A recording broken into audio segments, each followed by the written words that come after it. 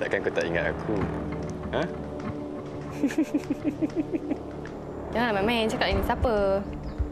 Aku tinggal kat kampung lepas mak aku meninggal. Itu pun kau dah lupa. Apa kata? Ha? Kalau awak berhenti kerja, duduk rumah jaga anak-anak, boleh? Apa awak cakap ni? Ha?